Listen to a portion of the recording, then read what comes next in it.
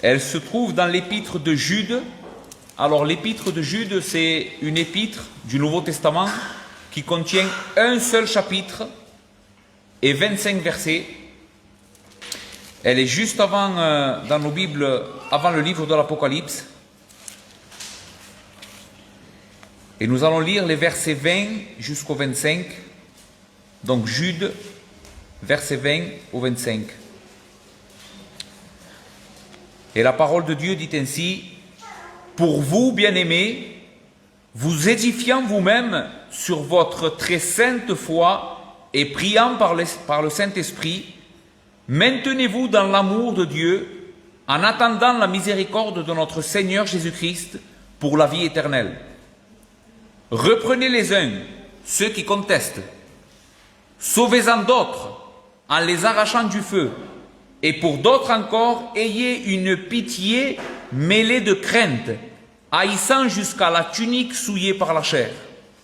Or, à celui qui peut vous préserver de toute chute et vous faire paraître devant sa gloire irrépréhensible et dans l'allégresse, à Dieu seul notre Sauveur, par Jésus-Christ notre Seigneur, soit gloire, majesté, force et puissance, dès avant tous les temps, et maintenant et dans tous les siècles. Amen. Nous prions ensemble. Notre Père, notre Dieu, Seigneur, qu'il est bon de chanter tes louanges et de rappeler à nos cœurs cette précieuse grâce que tu nous as donnée. Cette grâce qui nous a libérés, cette grâce qui a rompu nos liens, cette grâce qui a fait de nous tes enfants pour l'éternité. Seigneur, aujourd'hui nous tombons en adoration devant toi et nous te remercions. Merci parce que nous sommes ton peuple, tes enfants, ton héritage. Seigneur, je te prie que tu puisses édifier ton peuple aujourd'hui. Exhorte-nous par ta parole.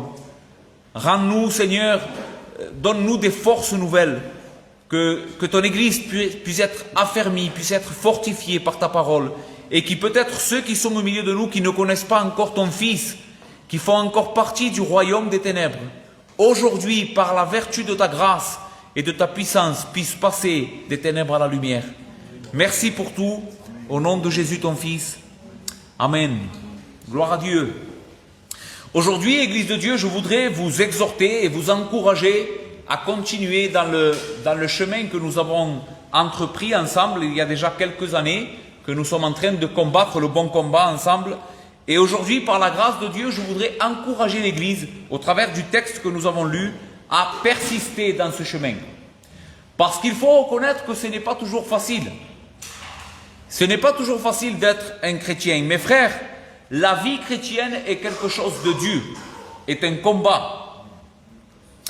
Dans un monde comme le nôtre qui est entouré de corruption et de péché, être quelqu'un qui est en train de suivre Christ, un disciple de Christ, qui grandit en sainteté et qui garde la parole de Dieu, il faut le reconnaître, c'est pas toujours facile. Des fois c'est dur. Il se pourrait même qu'on en arrive à dire, j'aurais voulu vivre dans une autre époque. J'aurais voulu habiter et pouvoir exister quand il n'y avait pas tellement de péché autour de moi, où le péché était moins accessible. Une époque où il y avait plus de sincérité, plus de paix dans le monde. Mais en réalité, si nous comprenons les Écritures et nous regardons les Écritures, cette manière de penser est fausse. Pourquoi je dis cela ? Parce que les Écritures enseignent que le monde dans lequel nous vivons n'a jamais été un monde qui est favorable pour le chrétien. Jamais. Depuis nos premiers parents, Adam et Ève, qui sont tombés dans le péché, qui ont entraîné toute la race humaine dans la ruine, ce monde dans lequel nous vivons est un endroit hostile pour les chrétiens. Pourquoi ? Parce que les valeurs qu'il prône, les qualités qu'il veut que les gens puissent avoir, sont des valeurs qui sont complètement contraires à ce que les Écritures enseignent qu'un homme et une femme devraient avoir. On habite dans un monde déchu où les valeurs ont été changées, où tout a été bouleversé, où le bien maintenant est appelé mal et le mal est appelé bien. Et dans un monde comme celui-ci où nous voulons rechercher Dieu et la sainteté, ça va être très difficile pour nous. En plus de cela, si on ajoute à cela, à cette difficulté du monde dans lequel on habite, le péché qui habite toujours dans nos cœurs, alors la mission devient quasiment impossible. Les frères, les Écritures enseignent que malgré que nous soyons des nouvelles créatures en Christ, que les choses anciennes sont passées et que toutes ont été faites nouvelles, ça y est, nous sommes sauvés, on va le voir dans le texte, mais il existe toujours un combat dans notre propre cœur, à l'intérieur de chacun de nous. Une cohabitation entre le péché et la sainteté, une lutte entre ce que la volonté de l'esprit veut et ce que la chair veut. Et ceci peut entraîner certains d'entre nous au découragement, à se dire ce n'est pas possible, jamais je ne vais y réussir. Je n'arriverai jamais à poursuivre le but et arriver jusqu'au ciel. Ce matin, nous allons voir un texte qui se trouve dans l'épître de Jude, où Jude, justement, est en train de montrer à ses destinataires à quel point il existe de la corruption autour de nous et comment ces hommes et ces femmes pourraient vivre et glorifier Dieu malgré la corruption qui nous entoure. Jude écrit son épître à des croyants afin qu'ils apprennent à vivre au milieu d'un monde perdu et rempli de corruption, qui s'était même infiltré dans l'Église. Vous vous imaginez? La corruption et le péché, au moment où Jude écrit son épître, s'était même infiltré dans l'Église. Et c'est pour cela que Jude va écrire cette lettre. Jude écrit cette lettre afin que les chrétiens ne suivent pas l'exemple de certains hommes faux docteurs qui étaient rentrés dans l'Église et qui enseignaient une doctrine très perverse. Voici l'enseignement que ces hommes enseignaient. Ils disaient, la grâce de Dieu est surabondante. La grâce de Dieu a effacé tous nos péchés. Et la grâce de Dieu pardonnera encore tous les péchés que nous allons commettre. Et si c'est comme ça, alors on va vivre dans le péché. Peu importe de la manière comment vous vivez, peu importe de la manière si vous cherchez la sainteté ou pas, la grâce de Dieu va abonder. Et on peut vivre dans le péché sans perdre la grâce de Dieu. Voici l'enseignement, en gros, en général, que ces hommes étaient en train d'enseigner. Nous trouvons cela dans Jude, verset 4, 3 à 4. Il va dire, bien-aimés, voici le cœur de cet épître. Nous le trouvons dans ces versets. Bien-aimés, comme je désirais vivement vous écrire au sujet de notre salut commun, je me suis senti obligé de le faire. Pourquoi? Pourquoi Jude va se sentir obligé d'écrire cet épître? Afin de vous exhorter à combattre pour la foi qui a été transmise au sein une fois pour toutes. Ici, je voudrais faire une acclaration ou éclaircir le texte parce que nous allons retrouver ces mêmes paroles plus bas et je voudrais dès lors que vous compreniez ce que Jude est en train de dire. Quand Jude parle ici de la foi qui a été transmise une fois aux saints, il n'est pas en train de parler de la confiance que nous mettons dans le sacrifice et l'œuvre de Christ pour être sauvés. Ce n'est pas cette foi à laquelle fait référence le texte, mais plutôt au contenu de toute la vérité qui a été transmise aux saints. Jude est en train d'appeler ces hommes à combattre pour la vérité qui a été transmise une seule fois aux saints. Où est-ce que se trouve cette vérité? Dans la parole de Dieu. C'est la doctrine, c'est la vérité de Dieu qui a été transmise.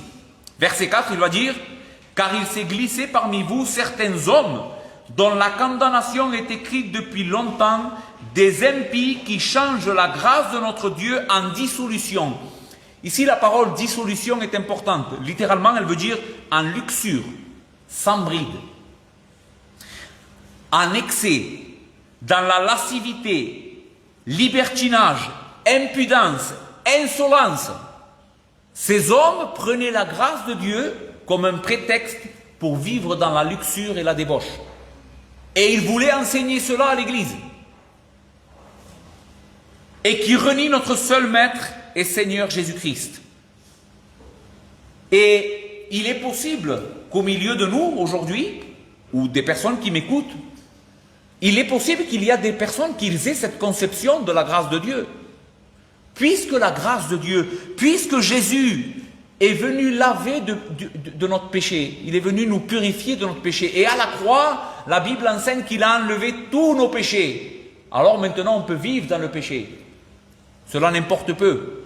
Dieu ne s'en soucie pas si on vit dans le péché. Eh bien, nous allons apprendre au travers de ce texte aujourd'hui que ceci est une hérésie très grave. Et ces hommes, à aucun moment, ils sont des apôtres ou des envoyés de Dieu pour prêcher la parole. Ce sont des ministres de Satan qui sont rentrés dans l'Église, infiltrés l'Église pour pervertir la doctrine de Dieu. Mais une fois encore l'épître de Jude s'adresse aux personnes qui pensent de cette manière. Et il va dire que Dieu n'est pas un Dieu qui tolère le péché. Écoutez bien, si vous vous faites une idée de la grâce, comme si la grâce permettrait qu'on ne puissions vivre dans le péché, cette idée est complètement fausse. Dieu est un Dieu de sainteté, un Dieu de justice, un Dieu de pureté, un Dieu de lumière, qui en aucun cas a de la communion avec les ténèbres. Pour montrer ce point, Jude va prendre l'exemple dans l'histoire biblique de certaines manifestations de la colère et de la justice de Dieu. Regardez, verset 5. Je vous rappelle, il va dire, à vous qui savez fort bien toutes ces choses, que le Seigneur, après avoir sauvé le peuple et l'avoir tiré du pays d'Égypte, fit ensuite périr les incrédules. De quoi il est en train de parler ici? Il est en train de parler du moment où le Seigneur va sortir Israël de l'Égypte, il va les tirer hors de l'Égypte, mais quand le peuple va se retrouver tout seul, ils vont faire un veau d'or et ils vont se livrer à l'impureté et au péché. Et qu'est-ce que va faire Dieu à ce peuple qu'il avait sauvé, mais qu'il s'était livré à l'impudicité? Qu'est-ce qu'il va faire? Il va manifester de la colère. La terre va s'ouvrir et ils vont descendre vivants au sein de la terre. Ensuite, il va prendre l'exemple des esprits qui se sont déviés, des démons, qu'au début de la création ont été créés parfaits, mais qui se sont déviés, qui ont désobéi, et Dieu a manifesté envers eux encore de la justice et du châtiment à cause de cela. Et qu'il a réservé pour le jugement du grand jour, enchaînés éternellement par les ténèbres, les anges qui n'ont pas gardé leur dignité, mais qui ont abandonné leur propre demeure. Vous voyez, Dieu est un Dieu de justice qui condamne le péché. Ensuite, il va prendre l'exemple de Sodome et Gomorrhe. Que Sodome et Gomorrhe, les villes voisines qui se livrèrent comme eux à l'impudicité et à des vices contre nature, sont donnés comme exemple subissant la peine du feu éternel. La Bible enseigne complètement un autre enseignement à celui qu'enseignaient ces hommes. Dieu n'est pas un Dieu qui tolère le péché. La preuve en est qui, pour nous sauver du péché, a dû envoyer son Fils et le châtier à notre place, afin que nous puissions être sauvés. Non, ne vous y trompez pas. Jude nous dit que Dieu n'est pas un Dieu qui tolère le péché, la révolte, l'incrédulité, et que cet enseignement est vrai. Maintenant, face à la corruption, face à toutes les attaques de Satan contre l'Église, parce que ceci existe encore, Satan envoie encore des hommes pour essayer de pervertir la doctrine, pervertir la vérité. Face à tout ça, où est-ce que nous pouvons trouver une sécurité? Comment est-ce que nous pouvons être sûrs que nous allons persister dans la vérité, que nous allons demeurer dans la foi véritable et qu'un jour, véritablement, nos yeux verront la cité céleste, comme nous venons de le chanter?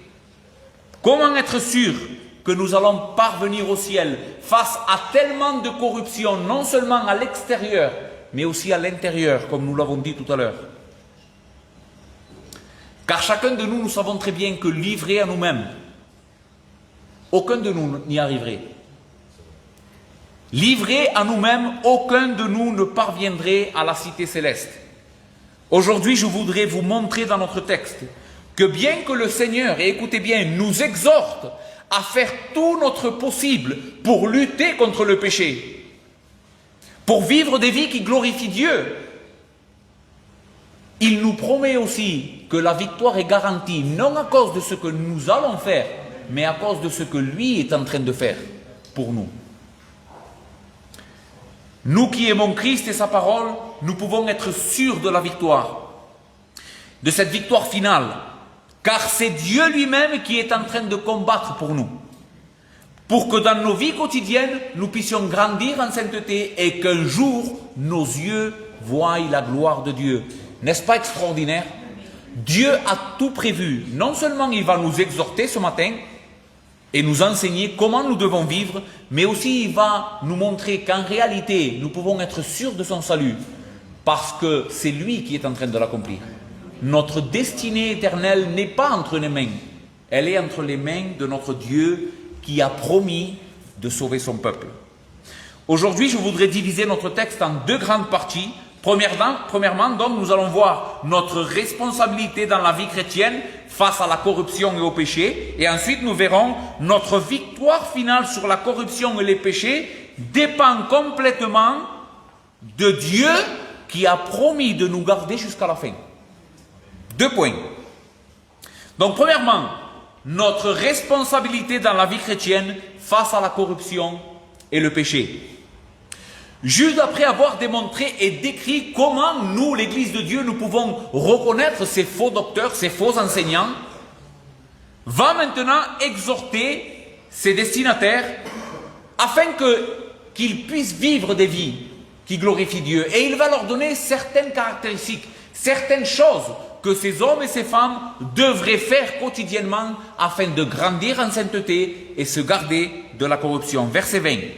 Pour vous, bien-aimés, vous édifiant vous-même sur votre très sainte foi et priant par le Saint-Esprit, maintenez-vous dans l'amour de Dieu en attendant la miséricorde de notre Seigneur Jésus-Christ pour la vie éternelle. Premièrement, nous voyons quelque chose d'important. Jude exhorte les croyants à être des personnes qui grandissent dans la connaissance de la parole de Dieu et s'édifient eux-mêmes dans la vérité. Il va le dire dans ces mots. Pour vous, bien-aimés, vous édifiant vous-même sur votre très sainte foi. Et encore une fois ici, dans notre texte, la foi qui est question ici n'est pas la confiance que nous avons placée en Christ lorsque nous nous sommes convertis.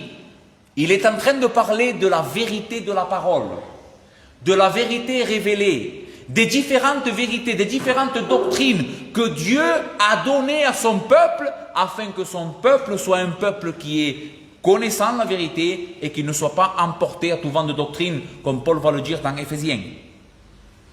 Ici, la parole édifier est très importante. Elle veut dire bâtir dessus. Bâtir nos vies sur la vérité de la parole. Finir la structure pour laquelle la fondation a déjà été posée. Voici ce que veut dire cette parole. Donc, nous voyons premièrement que notre responsabilité face à la corruption du monde et notre propre corruption dépend de ce que nous sommes en train de faire avec la parole de Dieu quotidiennement. Jude nous exhorte, édifiez vos vies sur le fondement des apôtres et des prophètes, sur cette parole qui vous a été envoyée à vous, l'Église de Dieu. J'ai entendu souvent des pasteurs et des hommes de Dieu dire « La connaissance n'est pas trop importante. Ce qui compte le plus, c'est la sincérité. » Ceci est faux. Ceci est complètement faux. Oui, il est vrai qu'il faut de la sincérité, mais la connaissance est indispensable pour grandir dans la grâce. Si une personne reste complètement ignorante des vérités essentielles que Dieu a révélées dans sa parole, cette personne-là sera toute sa vie un bébé spirituel, qui ne comprendra jamais la volonté de Dieu pour lui, qui sera emporté à tout vent de doctrine par des hommes, par exemple, qui vont venir enseigner un autre évangile. Mais Jude ne veut pas cela pour ses destinataires. Il veut que ces hommes et ces femmes soient des personnes qui connaissent la vérité, qui bâtissent leur vie dans la vérité, qui fondent leur vie sur la parole de Dieu, afin de ne pas être emportés. Donc l'édification sur la sainte foi, sur cette sainte vérité que Dieu nous a donnée. Voici la première des responsabilités face à la corruption. Deuxièmement, il va dire « et priant par l'Esprit ». Et notre traduction ici n'est pas très exacte. Pourquoi? Parce qu'elle met « et » avant de parler de la prière. Comme s'il y aurait une distinction entre la lecture et l'étude de la parole de Dieu et la prière. Mais dans le texte original, il n'y a pas. Il n'y a pas une transition. Ce que Jude est en train de dire, c'est que la manière la plus efficace de lutter contre la corruption, c'est de étudier la parole et édifier nos vies dans la parole et la prière. Ce sont deux choses qui vont de pair. Ce sont deux choses indissociables. Ce sont deux choses que le croyant ne peut pas s'en passer.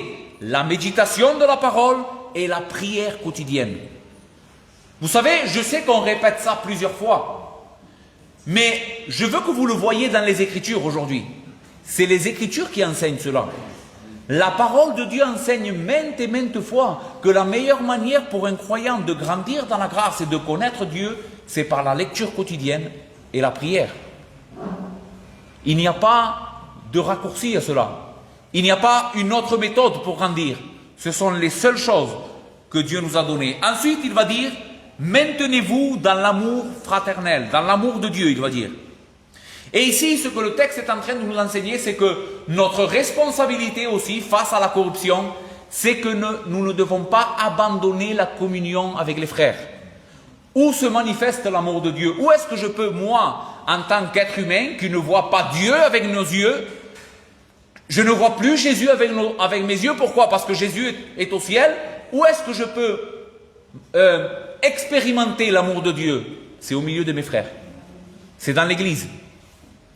Et ici, Jude rappelle cette vérité à ses croyants afin qu'ils n'abandonnent pas la communion des saints. Hébreux 3, versets 12 à 14 nous enseigne exactement la même chose. Prenez garde, frères, il va dire, que quelques-uns de vous n'aient un cœur mauvais et incrédule au point de se détourner du Dieu vivant. Il y a une exhortation ici, ne vous détournez pas du Dieu vivant. Mais quelle est la solution que la Bible va nous donner pour ne pas nous détourner du Dieu vivant? Mais exhortez-vous les uns les autres, chaque jour, aussi longtemps qu'on peut dire aujourd'hui, afin qu'aucun de vous ne s'endurcisse par la séduction du péché, car nous sommes devenus participants de Christ pourvu que nous retenions fermement jusqu'à la fin l'assurance que nous avions au commencement. La solution que la Bible nous donne, ou une des solutions que la Bible nous donne, afin que ne pas tomber dans l'endurcissement et nous éloigner de Dieu, c'est les frères. C'est toi, mon frère, c'est toi, ma soeur, qui est là pour m'exhorter, qui est là pour me dire, allez, on y va. Quand moi, j'ai plus de force, toi, tu dois me dire à moi, allez, Joséito, reprends des forces, notre Seigneur est avec nous. Il a donné sa vie pour nous. Mais sans toi, comment je vais pouvoir y arriver au ciel? Tout seul, je n'y arriverai pas. J'ai besoin de l'amour de Dieu manifesté dans son Église. Donc, c'est ma responsabilité de persévérer dans la communion fraternelle. Ensuite, il va dire, en attendant la miséricorde de notre Seigneur Jésus-Christ pour la vie éternelle. Et ici, c'est très important. Nous avons vu que face à la corruption, les Écritures, la prière et la communion fraternelle sont indispensables. Mais il y a aussi un autre élément que Jude va rappeler. C'est avoir nos yeux fixés ou nos pensées fixées par la foi dans le retour glorieux et imminent de notre Seigneur Jésus-Christ. Avoir une pensée quotidienne, écoutez bien s'il vous plaît, et c'est très important que vous reteniez ceci. Penser de manière quotidienne au retour glorieux de Christ est quelque chose qui va nous préserver de vivre dans le péché et de négliger la parole de Dieu. Regardez comment l'apôtre Pierre va parler de cette vérité. 2 Pierre, chapitre 3, versets 10 et 11, il va dire « Le jour du Seigneur viendra comme un voleur. » Il est en train de parler du retour de Christ. « En ce jour, les cieux passeront avec fracas, les éléments embrasés se dissoudront, et la terre, avec les œuvres qu'elle renferme, sera consumée. Puisque donc toutes ces choses doivent se dissoudre, en parlant du monde qui nous entoure, puisque donc vous savez, je suis en train de vous enseigner que tout cela va passer. Regardez ce qu'il va dire. Quelle ne doit pas être la sainteté de votre conduite et votre piété? Puisque nous savons, puisque le Seigneur nous a avertis que ce monde-ci passera, quand est-ce qu'il va passer? Quand il va revenir en gloire. Quelle ne doit pas être, nous, notre manière de vivre dans ce monde, en attendant ce jour? Tandis que vous attendez et hâtez l'avènement du jour de Dieu, à cause duquel les cieux enflammés se dissoudront et les éléments embrasés se fondront. Donc nous voyons que avoir une pensée du retour de Christ glorieux est quelque chose qui va préserver notre Église. Et n'oubliez pas cette parole, il est de ta responsabilité face à la corruption de te souvenir de ces choses et d'appliquer ce que nous sommes en train de voir aujourd'hui. Ensuite il va dire, reprenez les uns ceux qui contestent, sauvez-en d'autres en les arrachant du feu, et pour d'autres encore, ayez une pitié mêlée de crainte, haïssant même jusqu'à la tunique souillée par la chair. Quelle image! Ce que le texte ici est en train de nous enseigner, c'est qu'une des responsabilités aussi que nous avons face à la corruption, c'est de nous garder de la contamination que les pécheurs autour de nous peuvent amener à notre vie. Au lieu de nous mêler avec le monde, au lieu de ressembler au monde, l'attitude quotidienne que nous devrions avoir, c'est comment est-ce que je peux sauver ces personnes qui sont perdues?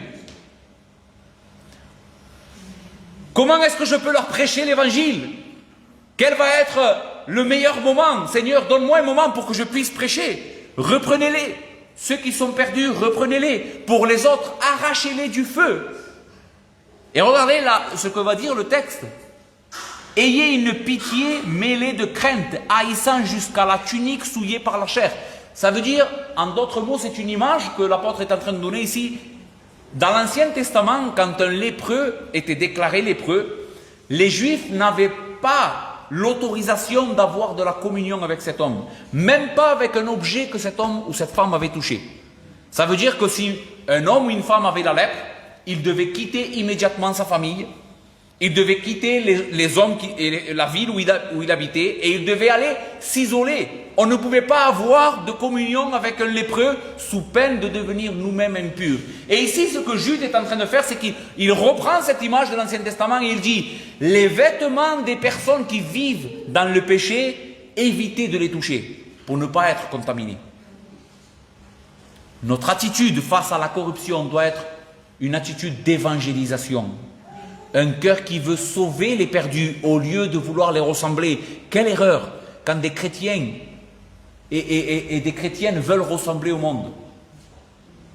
Quelle folie de vouloir ressembler à ce monde qui nous venons de voir est un monde corrompu, avec ses idées corrompues, avec ses modes corrompus, avec sa façon de penser corrompue. Et nous, des fois, nous voulons ressembler à ces personnes.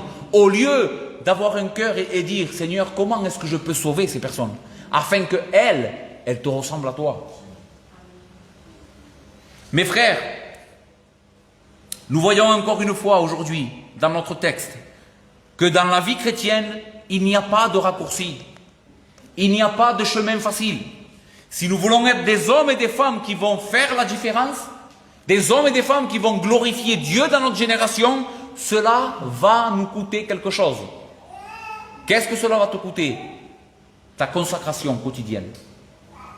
L'application de ces vérités que nous venons de voir quotidiennement dans ta vie avec férocité, avec ténacité, avec persévérance. Sans cela, tu ne grandiras jamais. Paul Washer, dans ce livre, qui est un livre extraordinaire que je vous recommande, c'est un livre qui traite des grâces et des moyens de grâce ordinaires que Dieu a donné à son peuple afin de grandir en sainteté.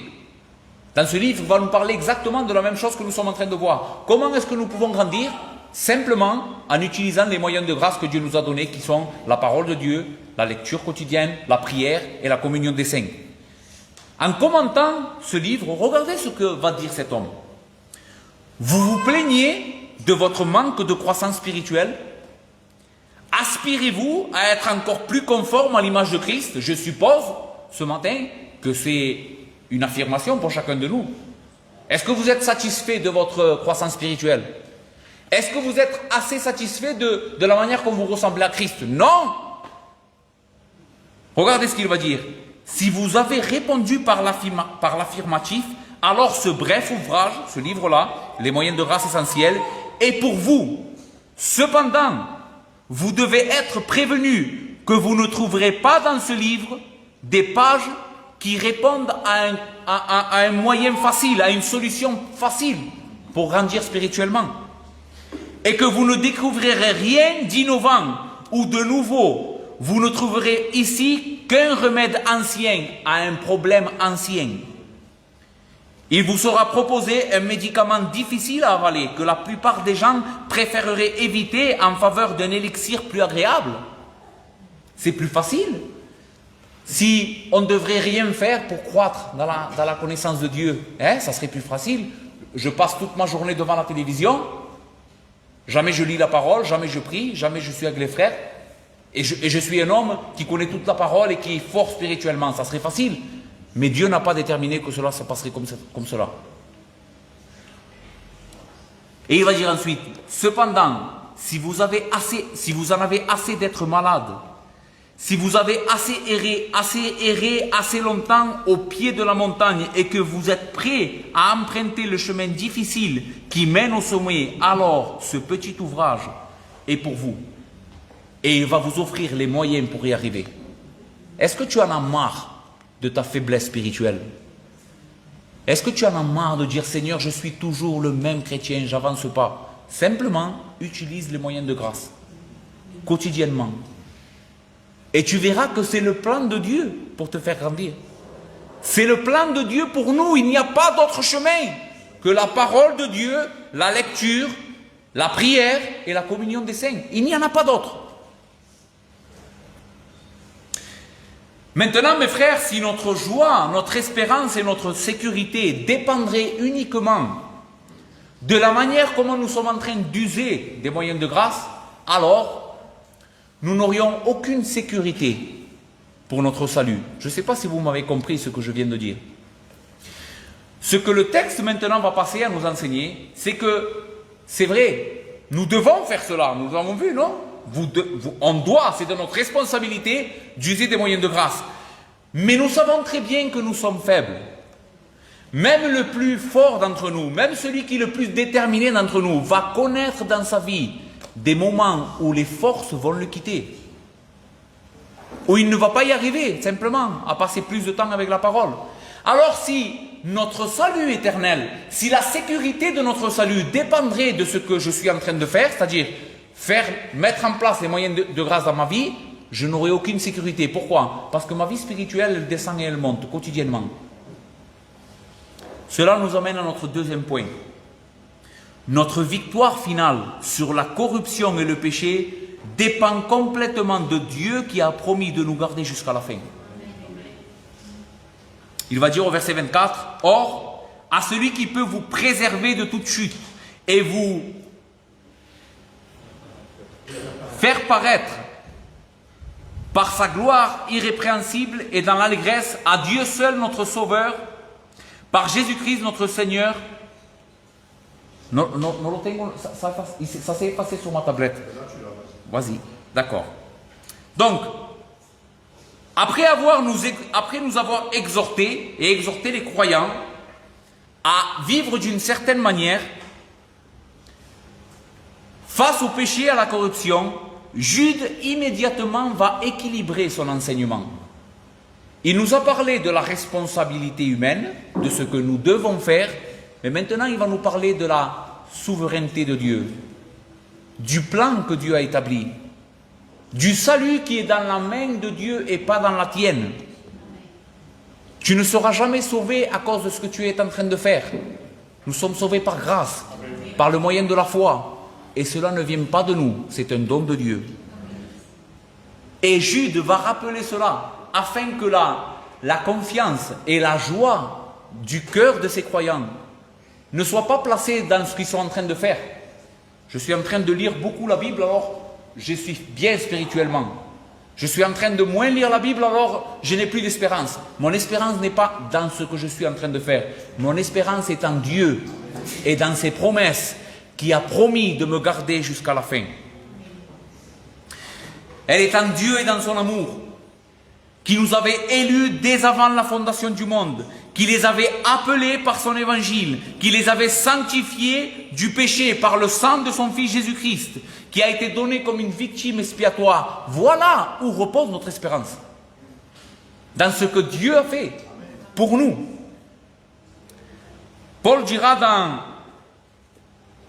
dans l'épître à Tite, il dira, regardez ces paroles de Paul, comment est-ce que Paul comprenait le salut?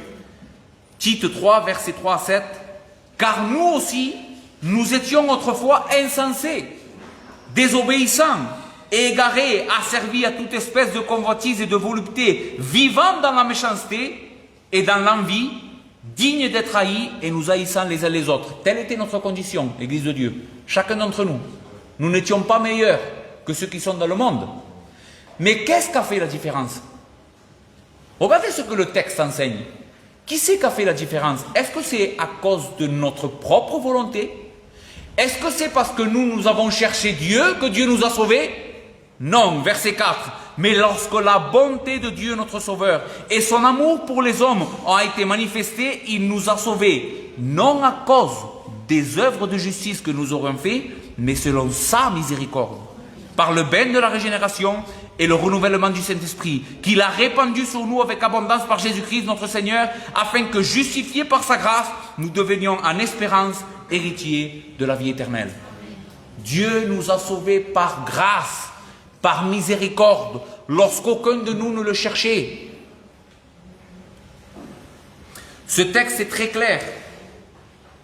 Ce que Dieu a pris en compte au moment de ta conversion, écoute bien cela, ce que Dieu a pris en compte au moment où il t'a sauvé, ça n'était pas ni les œuvres que tu étais en train de faire à ce moment-là, ni celles que tu ferais dans le futur.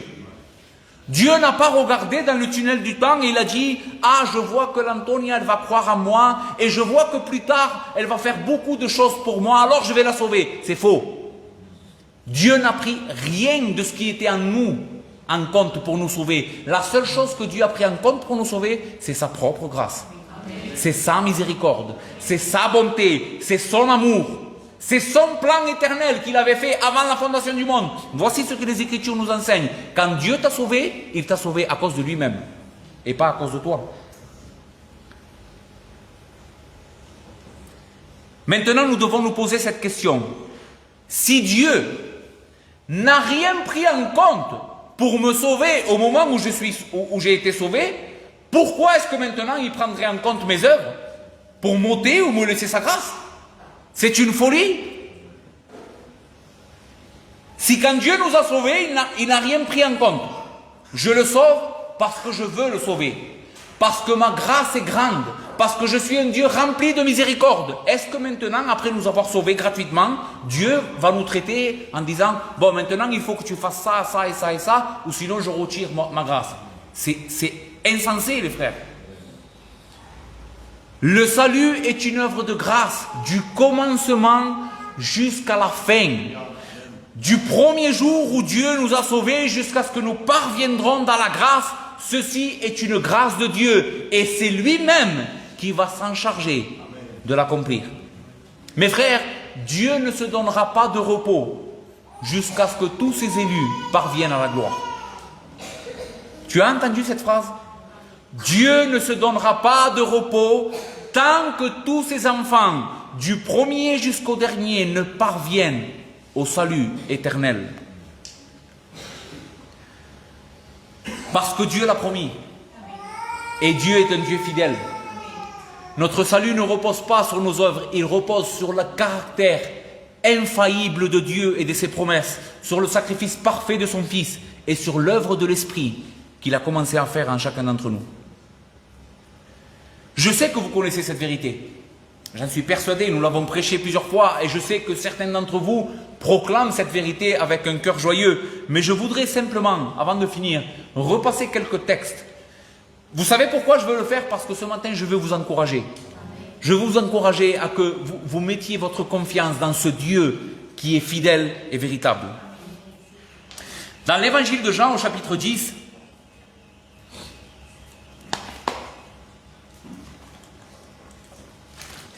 dans les versets 26 à 30, notre Seigneur enseigne cette vérité. Regardez comment il le fait. Il est en train de parler à certains juifs qui ne croyaient pas en lui, mais qui le questionnaient. Est-ce que c'est toi le Messie? Dis-nous-le. Et le Seigneur va dire ces paroles. Mais vous ne croyez pas parce que vous n'êtes pas de mes brebis. Voici la raison pourquoi ces gens ne croyaient pas en lui, selon Christ. Elles ne croyaient pas parce que tout simplement, elles ne faisaient pas partie de son peuple. Elles n'étaient pas ses brebis. Verset 27. Mes brebis entendent ma voix, je les connais, elles me suivent. Maintenant, je leur donne la vie éternelle et elles ne périront jamais. Et personne ne les ravira de ma main. On va s'arrêter sur ce verset. Qu'est-ce que veut dire Jésus quand il dit « Je leur donne la vie éternelle et elles ne périront jamais » Dans les Écritures, périr, c'est être condamné à cause de son péché. La mort, c'est la conséquence du péché. Vous êtes d'accord avec moi? Si Jésus est en train de nous dire ici que la vie qu'il va nous donner nous garantit de ne plus jamais mourir, cela veut dire que la vie qu'il nous donne nous garantit de ne jamais être châtié et condamné à cause du péché. Je leur donne la vie éternelle et ces personnes-là, à qui j'ai donné la vie éternelle, ne périront jamais. Jamais je ne vais leur enlever la vie éternelle. Jamais je vais retirer ma grâce. Elles vivront pour l'éternité des éternités dans la gloire de Dieu. Mon Père qui me les a donnés est plus grand que tous et personne ne peut les ravir de la main de mon Père. Moi et le Père, nous sommes un. Quelle sécurité, mes amis! Le salut ne dépend pas de nos faibles mains. Il ne dépend pas de notre faible force, de notre persévérance dans les moyens de grâce, même si nous devons nous attacher à cela. Mais le salut est dans la main de Dieu, dans la main du Père, dans la main du Fils. Et qui peut nous enlever de cette main? S'il nous a sauvés, c'est fini. Nous serons sauvés pour l'éternité. Jean 17, verset 8. C'est la prière sacerdotale de notre Seigneur. Il va dire, « Car je leur ai donné les paroles que tu m'as données, et ils ont reçu, et ils ont vraiment connu que je suis sorti de toi, et ils ont cru que tu m'as envoyé. C'est pour eux que je prie. » Pour qui? Pour ceux qui ont reçu la parole. En l'occurrence, là, il est en train de parler particulièrement des disciples, mais nous aussi, nous avons cru. Donc ce texte s'applique d'une certaine manière à nous aussi. C'est pour eux que je prie. Je ne prie pas pour le monde, mais pour tous ceux que tu m'as donnés. Retenez cela. Je ne prie pas pour le monde, mais pour tous ceux que tu m'as donnés. Parce qu'ils sont à toi, et tout ce qui est à moi est à toi, et ce qui est à toi est à moi, et je suis glorifié en eux.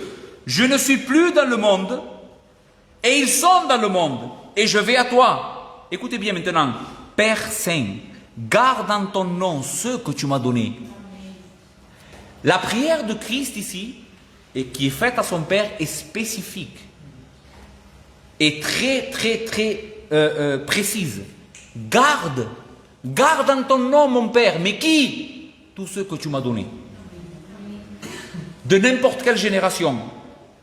Ceux qui sont à toi et que tu m'as donnés pour que je les sauve, garde-les.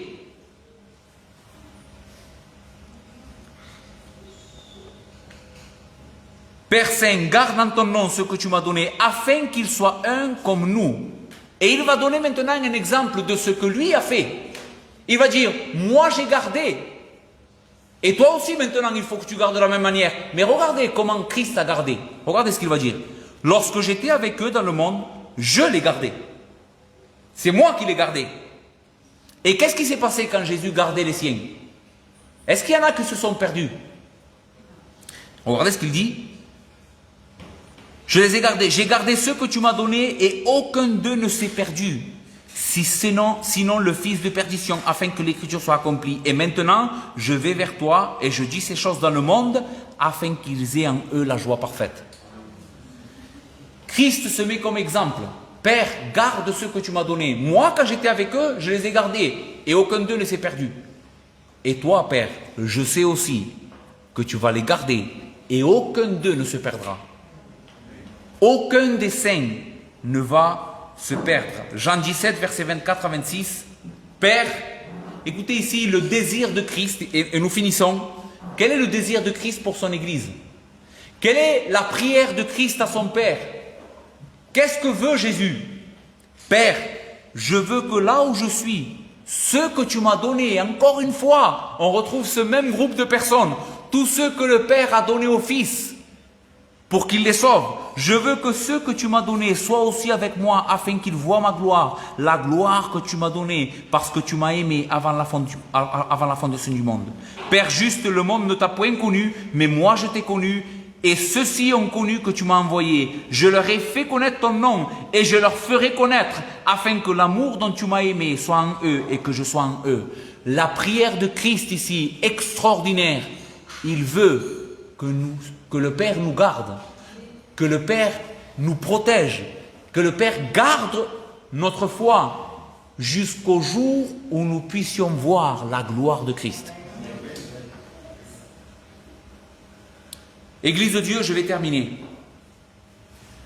Nous avons vu deux choses très importantes qui devraient être le fondement de notre christianisme. En tant que chrétiens véritables, nés de nouveau, nous avons une responsabilité quotidienne. User des moyens de grâce pour ne pas participer de la corruption du monde, pour grandir en sainteté, pour être des hommes qui vont faire la différence dans ce monde. C'est notre responsabilité. Mais nous ne faisons pas ça pour nous gagner des points, pour nous gagner la faveur de Dieu pour qu'il nous sauve. Parce que la faveur de Dieu, nous l'avons déjà en son Fils. Dieu nous a donné le salut éternellement et c'est lui-même qui va nous préserver jusqu'à la fin. Je tiens à parler aussi aux personnes qui se trouvent au milieu de nous qui peut-être n'ont pas le salut, qui ne savent pas de quoi je suis en train de parler. Tu sais, il faut que tu comprennes que même si toi tu t'efforces de vivre une vie pour Dieu, si tu n'as pas mis ta confiance dans le sacrifice parfait de Christ, tu n'y arriveras jamais. Des personnes me disent souvent, mais j'arrive pas à me convertir, j'arrive pas à suivre Jésus. Tu sais pourquoi? Parce que tu es en train d'essayer de le faire par tes propres forces. Et tu n'y arriveras jamais. Tant que tu ne comprends pas que tu es quelqu'un de mort spirituellement et que ta nécessité n'est pas de faire quelque chose, mais plutôt que Dieu fasse quelque chose pour toi, tant que tu ne comprendras pas cela, tu ne seras pas sauvé. Viens à Christ aujourd'hui. Viens à Christ comme un homme, une femme morte, sans aucun mérite, sans aucune œuvre à lui présenter, comme étant quelqu'un de condamnable. Viens à lui en disant, Seigneur, si tu ne me sauves pas, je ne peux pas être sauvé. Seigneur, et tu as fait quelque chose pour me sauver qui est pleinement suffisant. Je dépose ma confiance en ton Fils. Sauve-moi par son œuvre à lui. Sauve-moi par ses vertus à lui. Sauve-moi par sa puissance à lui. Sauve-moi pour la gloire de ton nom. Et alors, tu recevras une nouvelle nature. Une nature qui sera capable maintenant d'aimer Dieu et de le suivre. Mais tant que tu ne parviens pas là, tu ne seras pas sauvé. Alors viens à Jésus aujourd'hui. Viens à Christ dans la foi et la repentance. Et je te garantis que Dieu te sauvera. Amen. Nous prions le Seigneur. Notre Père, nous voulons te remercier pour ta parole. Nous voulons bénir ton nom parce que tu es un Dieu, Seigneur, qui nous enseigne les choses très clairement. Seigneur, aujourd'hui tu as parlé à ton peuple, tu lui as montré ta volonté. Seigneur, tu ne veux pas que nous soyons des enfants flottés, enfants, Seigneur, entraînés à tout vent de doctrine. Tu veux nous garder, Seigneur, de la corruption du monde et tu nous as donné des moyens de grâce pour y parvenir. Seigneur, mais tu garantis aussi notre salut. Ainsi, Seigneur, nous pouvons courir dans cette course, Seigneur, sans un cœur lourd, Seigneur, sans culpabilité. Seigneur, toute culpabilité doit être enlevée, Seigneur, aujourd'hui, de notre esprit, car tu nous as sauvés. Et ce salut est éternel. Ce salut est gratuit. Seigneur, et maintenant nous pouvons courir, Seigneur, dans cette course, léger, et faire des grands progrès. pour la gloire de ton nom. Merci pour tout. Amen.